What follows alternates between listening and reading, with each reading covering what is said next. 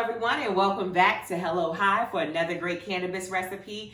And thank you to everyone that has been watching my videos. I read all of your comments and your suggestions on things I should infuse, and it's appreciated.